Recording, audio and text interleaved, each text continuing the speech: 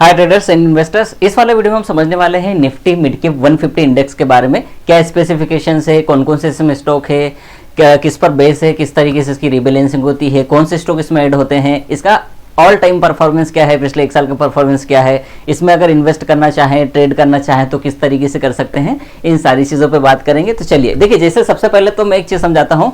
मैं हमेशा बताया है कई बार कि जब निफ्टी शब्द आता है मतलब वो एक्सचेंज आपका एनएससी रहेगा। वो एनएससी एक्सचेंज का कोई भी प्रोडक्ट है, स्टॉक है या इंडेक्स है।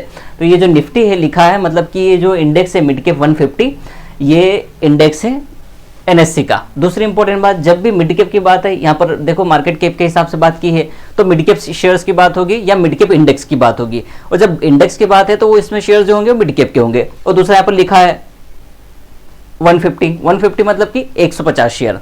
अब वो कौन से होंगे, इन सारी चीज़ों के बारे में बात करेंगे। तो आपको जब भी कोई दिखे इस तरीके से, कोई भी प्रोडक्ट या कोई भी वर्ड दिखे और वहाँ पे लिखा हो कि निफ्टी मिड कैप या निफ्टी लार्ज कैप 50, ये जो भी, तो निफ्टी मतलब कि एनएससी का इंडेक्स है। दूसरा है कि लार्ज कैप है, मिड कैप है, वो बताएगा और कितने स्टॉक है उसमें। तो 100 होगा, 50 होगा, 200 होगा, 500 होगा, 250 होगा, 750 होगा, इस तरीके से। तो आप समझें कि वो जो भी इंडेक्स है वो एनएससी का है। और जब जहां पर बीएससी लिखा हो वो बॉम्बे स्टॉक एक्सचेंज का कोई भी प्रोडक्ट या इंडेक्स है। अब चलिए इसको बहुत ही सीधे हिंदी में मैंने यहाँ पर राइट करके लिखा है। Nifty mid cap 150 Nifty 500 index में शामिल 150 ऐसी कंपनियों का सूचकांक है। सूचकांक मतलब इंडेक्स है जो पूर्ण बाजार पूंजीकरण मतलब कि टोटल मार्केट कैप, इसको इस टोटल एम कैप लिखते हैं।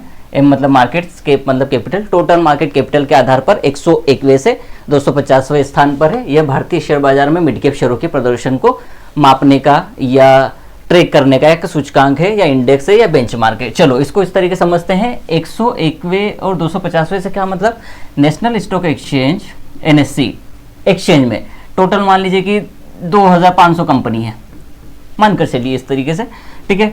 तो उसमें जो जैसे निफ्टी 50 है और निफ्टी 100 है, मतलब कि ऊपर की पहली कंपनी से लेके 100वीं कंपनी, तो इसमें दो इंडेक्स आ जाएंगे। फिर जो 101वीं कंपनी से लेके 250वीं कंपनी है, ये जो 150 शेयर 150 शेयर वो आएंगे निफ्टी मिड कैप इंडेक्स में। तो ये इनका कहने का मतलब है कि 101वें से लेके 250वें स्थान पर जितनी भी कंपनियां हैं, 150 कंपनियां, वो मिड कैप इंडेक्स में शामिल है या वो कंपनियां मिड कैप में है, ठीक है। तो उसके परफॉर्मेंस को मापने के लिए उन्होंने एक बेंचमार्क बनाया जिसका नाम रखा निफ्टी मिड कैप 150। और कुछ सेम चीज़ें हैं। दूसरी ये सूचकांक भारतीय इक्विटी बाजार में मिड कैप शेयरों के प्रदर्शन को मापने के लिए एक बेंचमार्क के रूप में काम करता है। देखो एक होता है लार्ज कैप, दूसरा होता है मिड कैप, तीसरा होता है स्मॉल कैप। तो जो मिड कैप स्टॉक्स हैं 150, ठीक है, ये उनकी परफॉर्मेंस को ट्रैक करता है और उसी तरीके के आपको दिखाता है कि कितना ऊपर जा रहा है, कितना नीचे जा रहा है। तो 150 शेयर का परफॉर्मेंस चेक कर सकते हैं और उसी से चेक कर सकते हैं या समझ सकते हैं कि भैया मिड कैप शेयरों का क्या हाल है। तो इस इंडेक्स को देखकर भी आप समझ सकते हैं। पूर्ण बाजार पूंजीकरण क्या है, टोटल मार्केट कैप क्या होता है। अब टोटल मार्केट कैप और फ्री फ्लोट कैपिटल मैंने समझा था, इसको इस तरीके से समझ सकते हैं। जितने भी सक्रिय शेयर हैं, जितने भी एक्टिव शेयर है, एक्टिव शेयर मतलब वो होते हैं, शेयर तो सारे ही एक्टिव होते हैं, पर यहाँ पर एक्टिव का मतलब है ट्रेडेबल शेयर, ठीक है। ट्रेडेबल शेयर और निष्क्रिय शेयर जो कि प्रमोटर्स के पास है, वो ट्रेड नहीं कर रहे हैं फिलहाल, वो पड़े हुए हैं।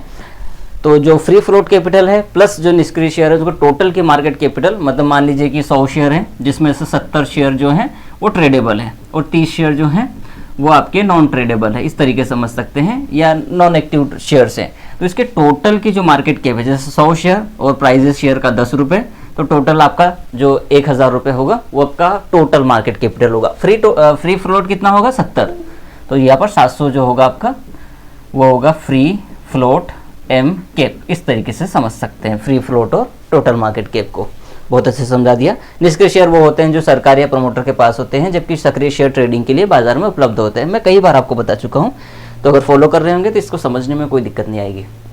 निवेश के लिए क्यों महत्वपूर्ण है, वाई इंपॉर्टेंट फॉर इन्वेस्टमेंट। देखो सबसे पहले तो यह निवेशकों को मध्यम आकार की कंपनियों के विकास की क्षमता के बारे में जानकारी देता है। ये बताता है कि भैया वो शेयर्स कहाँ जा रहे हैं। तो अगर आपको लगता है कि बेंचमार्क इंडेक्स बहुत ऊपर जा रहा है या ऊपर जा रहा है या ऊपर जाएगा किसी टेक्निकल पर या सारी चीज़ों को, तो आपको सारी 150 कंपनी को एक एक करके नहीं देखना है।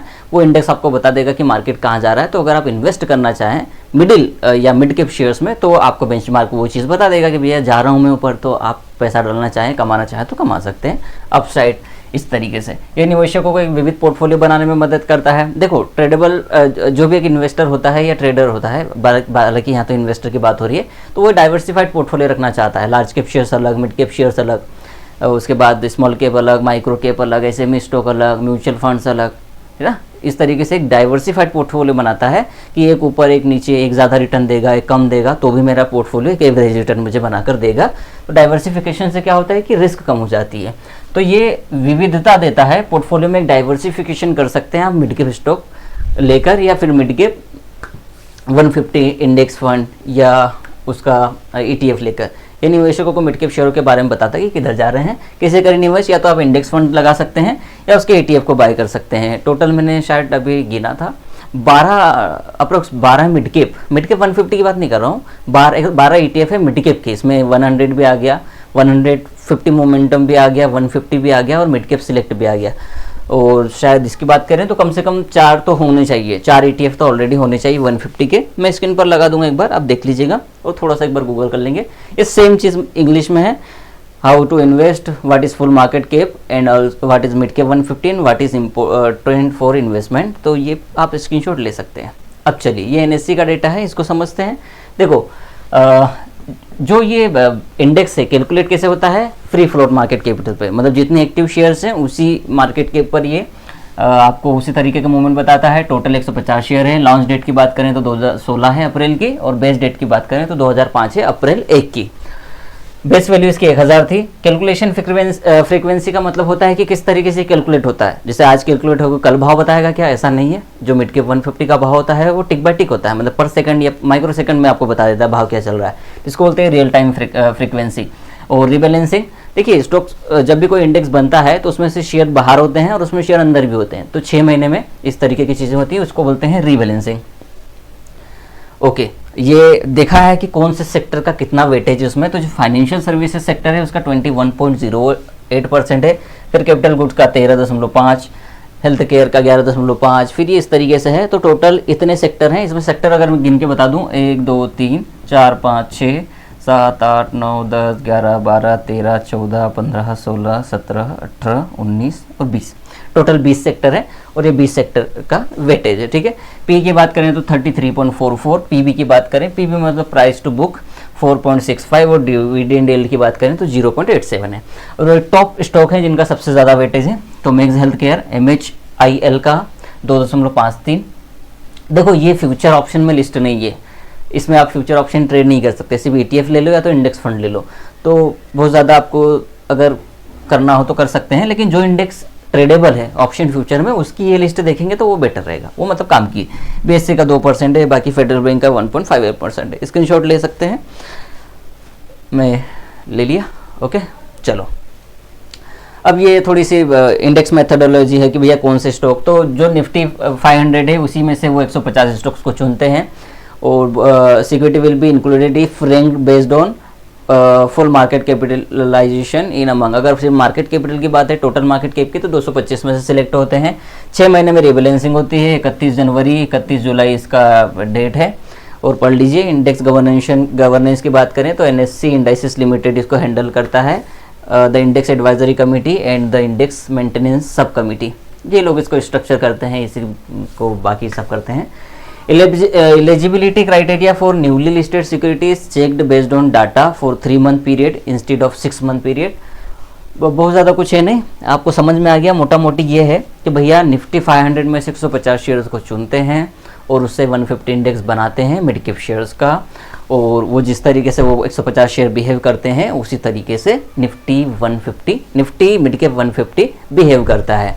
ठीक है, और उसी तरीके के रिटर्न बनाता है। अब यहाँ पर दो चीज़ों का कंपैरिजन है, निफ्टी मिड कैप 150 मोमेंटम 50 और 150 इंडेक्स। ठीक है, इनका परफॉर्मेंस है सिंस इंसेप्शन की बात करें तो निफ्टी मोमेंटम की बात करें, मिड कैप मोमेंटम की बात करें तो 22.9% का CAGR इसने पिछले जब से ये आया है, पिछले 15 साल की बात करें तो 16.2, लेकिन यहाँ पर आप देखेंगे तो इसका जो मोमेंटम का रिटर्न है वो ज़्यादा है, और निफ्टी मिड कैप 150 का रिटर्न CAGR वही है। ठीक है, वोलेटिलिटी दोनों में सेम है, लगभग सेम वोलेटिलिटी है, 1% का भी फर्क, बहुत 1% या 0.5% का फर्क है वोलेटिलिटी में, तो कोई बहुत ज़्यादा बात नहीं है। और रिटर्न टू रिस्क की बात करें तो निफ्टी मिड कैप 150 में थोड़ा सा कम है, पर बहुत ज़्यादा कोई डिफरेंस नहीं है, सेम चीज़ें हैं, 25 पैसे का फ़र्क है ज़्यादा से ज़्यादा। तो आप दोनों में कर सकते हैं, पर यहाँ पर आप जब रिटर्न की बात करेंगे ना, क्योंकि देखिए मैं थोड़ा सा और बता देता हूँ, रिटर्न ज़्यादा है मोमेंटम 50 का, निफ्टी मिड कैप 150 मोमेंटम 50 का रिटर्न बहुत ज़्यादा है। पिछले 15 साल में 16.2% का CAGR है। तो आप देख लीजिएगा, ये डेटा कब का है, 2022 का है, और अब भी सेम ही होगा। मोमेंटम जितने भी होते हैं मोमेंटम इंडेक्स, उनके रिटर्न उसके कंपैरिजन वाले इंडेक्स से ज़्यादा ही होते हैं। चलो यहाँ पर कंपैरिजन है चार्ट पर निफ्टी मिड कैप 150 मोमेंटम 50 का और मिड कैप 150 का। तो आप देखेंगे कि किस तरीके से इसका जंप बहुत तेज है और इसका बहुत स्लो है, लेकिन थोड़ा सा आप कंपेयर करेंगे तो ये सेम ही रहेगा, क्योंकि ये छोटा चार्ट है और ये चार्ट का जो स्पाइक है वो बड़ा है, तो है सेम ही जैसे हमने लास्ट में देखा। पर ये थोड़ा सा कंपैरिजन बता दिया चार्ट पर। अच्छा, ये 150 का चार्ट है, कैंडलस्टिक पैटर्न है, 1 महीने का चार्ट है। तो हम थोड़ा सा, मैं आपको चीज़ बताना चाह रहा था इस पर। चार्ट लगाने का रीज़न था 2008 से लेकर 2020 तक की हम बात करें तो ये वाला जो प्राइस है, ये प्राइस मानकर चलिए कि 5,500 से 6,000 का प्राइस है, मोटा मोटी मान के चलो। तो जब आप यहाँ पर देखेंगे कि लॉन्ग टर्म में इसने बहुत ज़्यादा मुनाफा बना कर नहीं दिया, लॉन्ग टर्म में भी बहुत ज़्यादा मुनाफा नहीं, 2008 से लेकर 2020 तक कोई बहुत ज़्यादा मुनाफा नहीं है ना, अगर किसी ने उस बेस प्राइस पर लिया होगा। लेकिन यहाँ से देखो 2020 से लेकर 2022 का चार्ट है, तो 2 साल में ये इंडेक्स लगभग डबल हो गया, 12,000 2x। और यहाँ से लेके यहाँ तक भी देखोगे तो 12,000 का लगभग 22,300, लगभग डबल तो नहीं बोल सकते, पर 80 पैसे बढ़ गया। तो थोड़ा सा जब आप सोचेंगे अपनी इन्वेस्टमेंट को लॉन्ग टर्म के लिए, तो बेटर पैसा बन सकता है। बस ये था, अब लेना नहीं लेना आपके ऊपर है। और ये इसका 3 महीने का चार्ट है, इसको भी देख लीजिए। यही समझा रहा था मैं कि देखो, एक पीरियड में तो कोई बहुत ज़्यादा रिटर्न है नहीं, लेकिन उसके बाद जो स्पाइक्स आए हैं वो काफ़ी शानदार हैं। और मैं सपोर्ट रेजिस्टेंस की बात नहीं करूंगा फिलहाल, कुछ नहीं, क्योंकि ये उस तरीके का इंडेक्स नहीं है जहां पर सपोर्ट रेजिस्टेंस की बात की जाए, क्योंकि फ्यूचर में नहीं है, ऑप्शन में नहीं है। तो आप सिर्फ इंडेक्स फंड और ETF के ज़रिए लॉन्ग टर्म, शॉर्ट टर्म, मैं कहूँगा कि लॉन्ग टर्म ही जाएँ तो बेटर है, पर आपकी इच्छा है, आप क्या करना चाहते हैं। ये कोई बाय सेल रिकमेंडेशन नहीं है, ना ही मैं बोल रहा हूँ कि लीजिए इसको, बाकी कुछ और नहीं है। ये था proper overview Nifty mid cap 150 index का, किस तरीके इसका परफॉर्मेंस है, कौन कौन से इसमें स्टॉक है, किसका ज़्यादा वेटेज है, कौन से सेक्टर ज़्यादा वेटेज हैं, कितने टोटल सेक्टर हैं, और किस तरीके से आप इसमें निवेश कर सकते हैं, और किस तरीके इसके चार्ट अभी रन कर रहे हैं। ये था प्रॉपर ओवरव्यू। इसके बाद में निफ्टी मिड कैप सिलेक्ट, जो कि ऑप्शन फ्यूचर में अभी है, जहाँ पर हम ट्रेड कर सकते हैं, उसका वीडियो आने वाला है। तो उसके वीडियो के लिए आप वेट करें थोड़ा सा, और चैनल पर नए हैं तो प्लीज़ सब्सक्राइब करें, वीडियो अच्छा लगा तो लाइक करें, और अपने ट्रेडर फ्रेंड के साथ में ज़रूर शेयर करें।